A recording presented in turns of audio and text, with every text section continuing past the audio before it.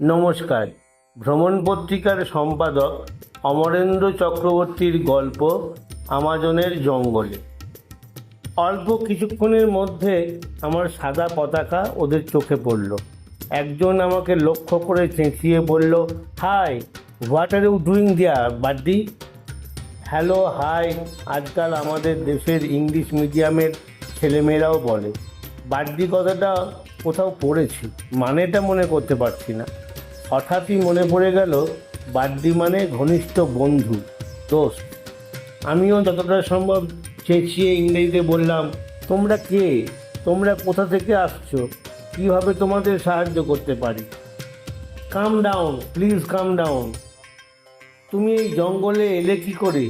তোমার দেশ কি পাকিস্তান, না মরিশাস, নাকি শ্রীলঙ্কা? আরেকজন বলল, are you coming from Bangladesh?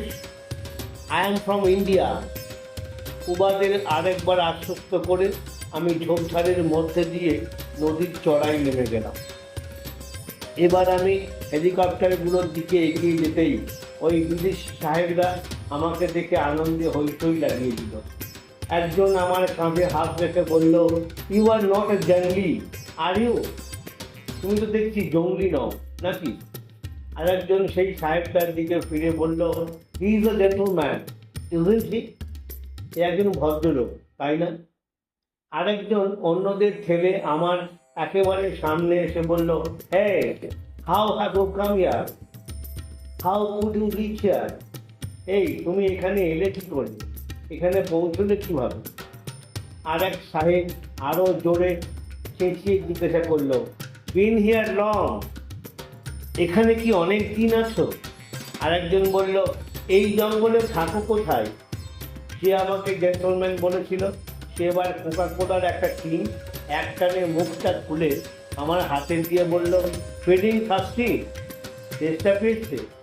আরেকজন এক প্যাকেট বিস্কুট এনে প্যাকেটের মুখটা ছিঁড়ে আমার দিকে এগিয়ে ধরে বলল, কবে, কীভাবে, কোত্থেকে এখানে এসেছো? কেনই বা এসেছো? একটু খুলে বলো তো বাপু। তুমি নিশ্চয়ই এখানে থাকো না? কাদের সঙ্গে থাকো? এরা কারা? কেন এখানে এসেছে? কেনই বা নদী আর জঙ্গলের ছবি তুলছে? অত বড় ম্যাপটাই বা কিসের? এসব আমি কিছুই জানি না। ম্যাপ নিয়ে দল বেঁধে এরা আমাজনের জলে জঙ্গলে কোনো গুপ্তধনের সন্ধান করছে না তো? এদের কাছে সব কথা খুলে বলা বোধহয় ঠিক হবে না। আমি শুধু বললাম, কাকার সঙ্গে বেড়াতে এসে জঙ্গলে কী করে যেন আমাদের ছাড়াছাড়ি হয়ে গেল। তারপর অনেক খুঁজেও কাকার দেখা পেলাম না। জঙ্গলে পথ হারিয়ে একা একা ঘুরে বেড়াচ্ছে। আমার এই কথা শুনে সাহেবরা নিজেদের মধ্যে চাওয়াচাই করলো। একজন বলল, তোমার কাকার নাম কি? থাকেন কোথায়? আর একজন বলল, কাকার পুরো ঠিকানা কি? পাছে রিওই কখনো পথ হারিয়ে ফেলি, তাই দেশে থাকতেই মায়ের কথা মতো আমি কাকার ঠিকানা মুখস্থ করে রেখেছিলাম। ঠিকানা শুনে সাহেবরা আরেকবার নিজেদের মধ্যে দৃষ্টি বিনিময় করলো।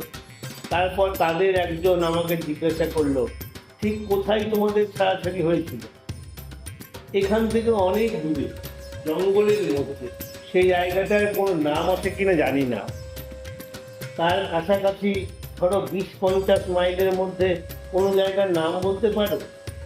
নিগ্রো আর সলিময়েস নামে কালো আর হলদে জলের দুটো নদী যেখানে আমাজন নদীতে এসে পড়েছে, সেখান থেকে মনে হয় 150-200 মাইল এগিয়ে আমাজন নদীর ডান তীরে কোথাও কাকা নেমেছিলেন, আর ফেরেননি। সেখান থেকেই আমি কাকার খোঁজে জঙ্গলের আরও ভেতরে ঢুকে পথ হারিয়ে ফেলি। সেই জায়গাটাও এখান থেকে 200-300 মাইল হবে হয়তো। সাহেবরা খুব মন দিয়ে আমার কথা শুনছে। একজন হঠাৎ বলল, পথ হারানোর পর থেকে তুমি কতদিন এই জঙ্গলে আছো? মনে নেই, বলতে পারবে। একা থাকো না কারোর সঙ্গে? আমার মন বলছে উবাদের কথা এদের জানানো ঠিক হবে না। মিথ্যা করে বললাম, একাই থাকি। ঘুমো কোথায়? কাকার খোঁজে মনের মধ্যে ঘুরতে ঘুরতে যেদিন যেখানে পৌঁছে সন্ধে নামে, সেদিন সেখানেই রাতটা কাটিয়ে দিই। খাও কি? জঙ্গলের অনেক ফলই খেতে শিখেছি, খেতে খুব ভালো। ফলের রস খেয়ে তেষ্টাও মেটায়। তাছাড়া কয়েক রকমের ফল আছে, খোলা ভাঙলেই ভেতরে চমৎকার বাদাম। বলে আমার হঠাৎই খেয়াল হলো, এরা এখানে কি উদ্দেশ্যে এসেছে সেটা তো এখনো জানা হলো না। ওদিকে উবারা আমার অপেক্ষায় নিশ্চয়ই অস্থির হয়ে পড়ল। সবচেয়ে সামনের লোকটাকে আমি জিজ্ঞেস করলাম, তোমরা এখানে কেন এসেছো, কি করছো এখানে? আমাজনের রেইন ফরেস্ট আমরা মাপজোক করছি। জঙ্গলের ছবি তুলে কি করবে? জঙ্গল মাপতে হলে তার ছবিটা তুলতেই হয়। কেন জঙ্গল মাপছো? এই জঙ্গল কাটা হবে তাই। সে কি? আমার মুখ থেকে প্রচণ্ড একটা আর্তনাদ বেরোলো। এত বড় জঙ্গল সব কেটে ফেলা হবে? সব নয়, খানিকটা। এই মনে করো পর্তুগালের মতো 4টে দেশ জুড়লে যতটা হয় তার চেয়ে আরেকটু বেশি জায়গায় জঙ্গল কাটা হবে। যখন আমার ব্রাজিলে আসা ঠিক হয়ে গিয়েছিল তখন বাবা আমাকে ব্রাজিলের রেন ফরেস্টের বাংলা শিখিয়ে দিয়েছিলেন, চিরহরিৎ অরণ্য। অর্থাৎ ব্রাজিলের এই চিরসবুজ দেশ, রেন ফরেস্টের বাতাস নির্মল, এই বিশাল অরণ্য, অফুরন্ত অক্সিজেনের ভাণ্ডার, তা কেটে ফেলা হবে।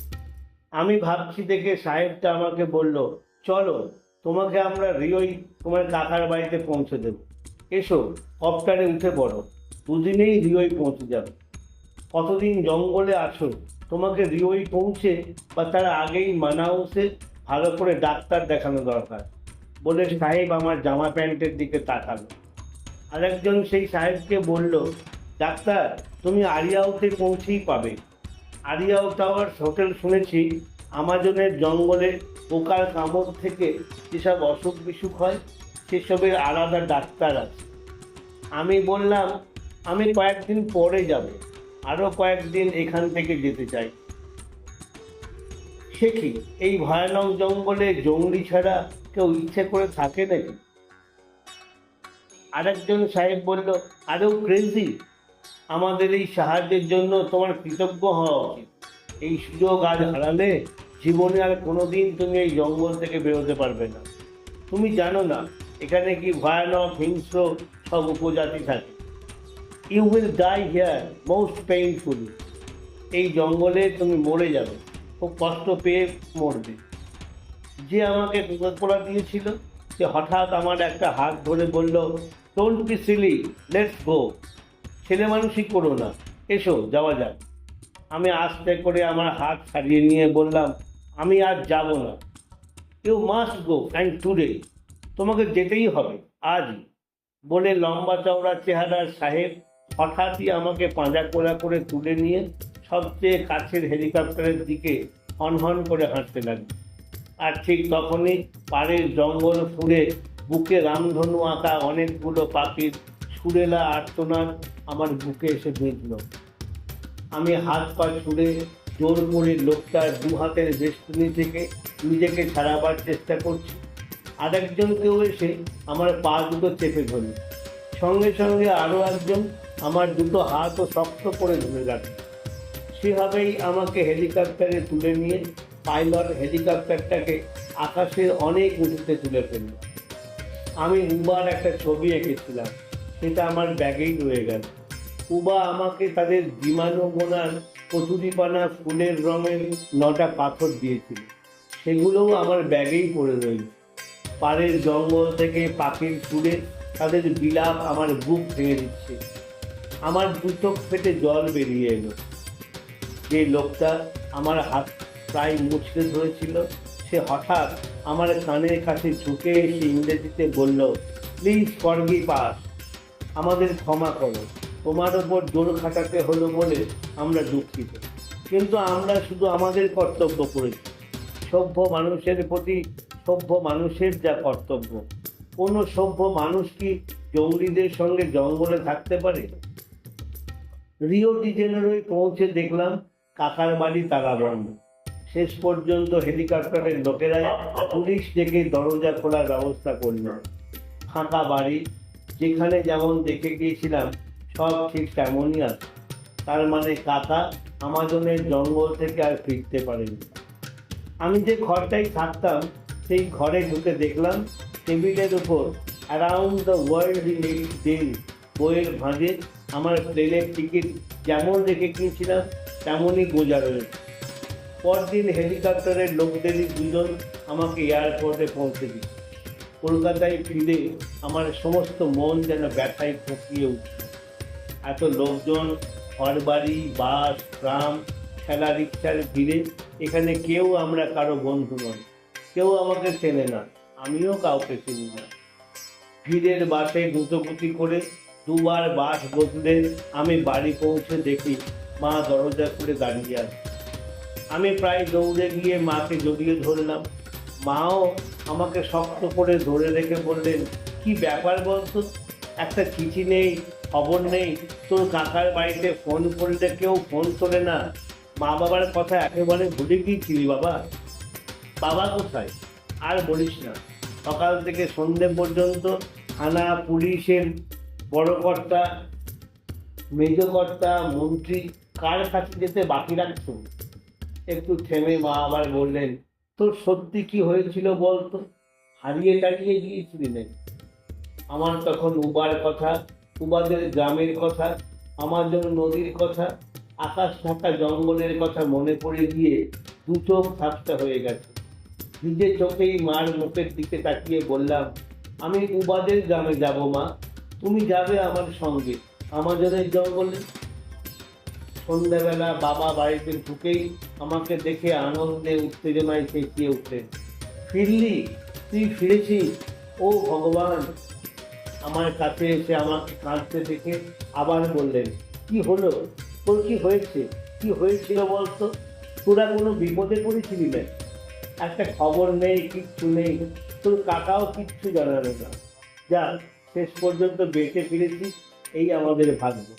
এখন বল তো ঠিক কি হয়েছিল, ফিরতে কেন এত দেরি হলো? আমাজনের জঙ্গলে আমাদের হারিয়ে যাওয়া থেকে শুরু করে একা রিও ডি জেনেরোয় ফিরে আসা পর্যন্ত সব ঘটনার কথা শুনতে শুনতে মার দু চোখের জল আর থামতে চায় না। ও কি কষ্টই না সয়েছি, কত কষ্ট পেয়েছি। তোর কাকার যে কোথায় কিভাবে কাটছে, বলতে বলতে যতই মা চোখ মোছেন ততই আবার চোখ বেয়ে জলের ধারা নামে। বাবার সহ্য করতে না পেরে দুঃখে, রাগে, হতাশায় বলে উঠলেন, ও চিরকালই গোয়ার আর তেমনই লোভী। বহরমপুরে একবার জাল ওষুধ বিক্রি করে পুলিশের হাতে পড়েছিল। এতদিনে ওর টাকার লোভ আর গেল না। কোথায় ওর খোঁজ করবো, কি করব, আমি তো ভেবেই পাচ্ছি না। কি সাংঘাতিক বিপদের মধ্যে আছে, কত কষ্ট পাচ্ছে ছেলেটা, হাত পা গুটিয়ে বসে থাকাও তো যায় না। তুই কি বলিস? আমার মনে হয় আমাজনে গিয়ে যেভাবেই হোক কাকাকে খুঁজে বের করা দরকার। আমি ঠিক পারব। দূর পাগল, তোকে আর যেতে দিই? মায়ের এই কথায় বাবাও সাই দিয়ে বললেন, তুই কি সত্যি পাগল হলি? আমি এবার বেশ জোর দিয়ে বললাম, উবাদের সাহায্য নিয়ে আমি একাই কাকার খোঁজ করতে পারি। উবারা আমাজনের সব জানে, ওরা তো আমাজনেরই মানুষ। থাম তো, বলে আমার মা আবার ঝরঝর করে কেঁদে ফেললেন। বাবা বললেন, কথাটার ভুলেও ভাববে না, মনে থাকে যেন। নমস্কার।